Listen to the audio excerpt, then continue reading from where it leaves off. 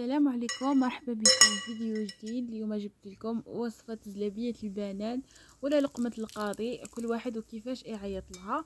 نبدو على بركة الله. الوصفة تاعنا في طاوة ولا فيكس، نجيبوا زوج كيسان تاع سكر نحطوهم في الطاوة تاعنا. وهنايا بغيت نقول لكم باللي الكاس اللي راح نبدو به نعبروا به في الوصفه نكملوا به كاع المكونات تاعنا. نزيدوا عليه الكاس تاع الماء ونحطوه على نار متوسطه، يعني بين المرتفعه والهادئه شويه، تكون متوسطه.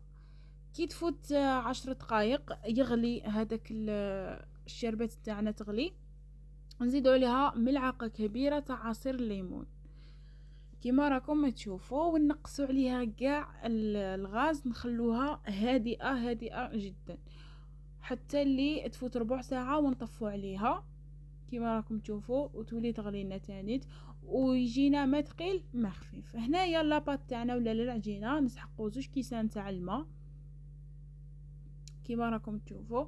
قلت لكم دائما نفكركم باللي الكاس اللي نبدو به نكملوا به كاع الوصفه. ربع كاس تاع الزيت، رشه تاع الملح، ومغرف كبيره تاع السكر، ونخلطوا مليح المكونات ونحطوها على نار متوسطه. ايضا هنا نوري لكم في الشربات كيفاش خرجت كيما راكم تشوفوا. خليوها تبرد. هنا قلت لكم نحطوها نار متوسطه حتى كي تغلي، نحيوها من النار ونزيدوا عليها زوج كيسان تاع الفرينه كيما شفتوا، وزوج معالق كبار تاع النشا. وهنايا جبت اكستري تاع المزهر، وتخلطوا بالملعقه تاع اللوح كيما راكم تشوفوا. خلطوا مليح حتى لي يتجانس كاع الخليط مع بعضه وتولي هذه عجينه طريه، وتخلطوا مليح يعني حتى يتجانسوا كاع هذوك المكونات.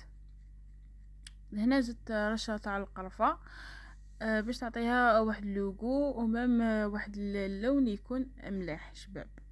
ما تكتروش، ديروا غير رشه. هنايا انا حطيتها فوق البلاطو، دلكتها غير شويه كيما راكم تشوفوا، وريتها لكم طريه. وهنا خليتها تبرد واحد الساعه ونص، خليتها بردت مليح.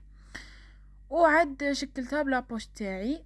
كل واحده وكيفاش. انا خيرت هاد القمع، واللي عندك نتيا خيريه ولا خدمي به، وحطيهم على بابي كويسون خليهم حتى ينشفوا.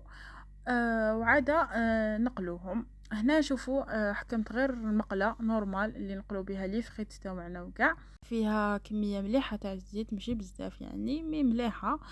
وحطيت الزلابيه تاعي وتقلات، وما تخربوش فيها حتى اللي طيب وحدها، يعني ما يبقاش تخربوا كاع فيها. ومن بعد عاد كي تشوفوها تحمرت من تحت اقلبوها. انا هنايا كيما راكم تشوفوا خلاص خرجتها وحطيتها ديريكتومون في الشربات تاعي هذاك. وشوفوا كيفاش راح تجي في الاخير بزاف شابه. ومام القرمشه كيما سمعتوها في البدايه تاع الفيديو، القرمشه ومن الداخل تجي بزاف طريه، وحتى هذاك اللوغو يجي شباب تاع المزهر. ومام راح تجيكم لاباس عليها وبالصحه والراحه.